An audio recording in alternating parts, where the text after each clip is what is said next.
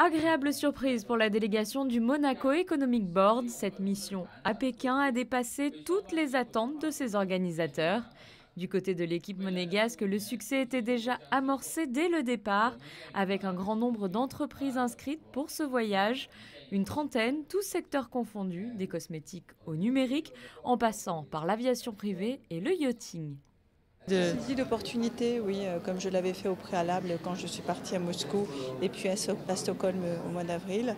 Et c'est vrai que les retours sont bénéfiques pour Suisse Courtage, donc c'est important d'être ici aujourd'hui. Nous sommes brokers en assurance, donc c'est vrai que le fait d'être broker Lloyds nous permet aussi de pouvoir trouver des solutions pour des sociétés qui sont à l'étranger, notamment en Chine. C'est un marché qui est mature. Puisque ça fait 25 ans qu'on est implanté en Chine par l'intermédiaire de notre distributeur. On est bien implanté, c'est un marché très très important pour nous, qui se développe très régulièrement. Et c'était l'occasion de participer avec le MEB à la promotion de Monaco et puis voir s'il y a d'autres opportunités qu'on pouvait faire. C'est un marché assez complexe, mais il peut encore se développer énormément. Il y a beaucoup d'opportunités.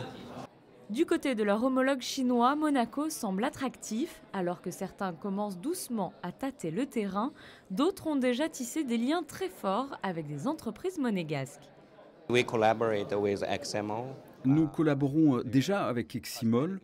Pour moi, leurs produits correspondent parfaitement avec la tendance actuelle du marché. De notre côté, nous allons sortir une nouvelle ligne de cosmétiques. Je pense qu'il y a donc un fort potentiel pour cette collaboration. Ce déplacement est donc la preuve que le travail finit toujours par payer. Le président du Monaco Economic Board semble satisfait de ce déplacement. Les résultats, au-delà de nos espérances, surtout des espérances des entrepreneurs qui étaient avec nous.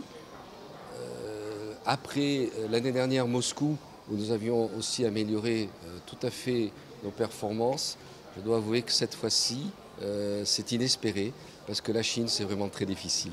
Il ne faut pas hésiter à continuer, à se battre, à travailler avec eux.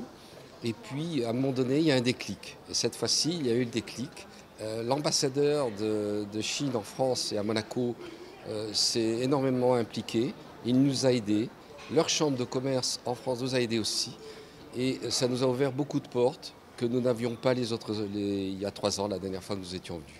Un travail qui doit se perpétuer dans le temps, le marché chinois étant basé sur la patience et les relations de confiance.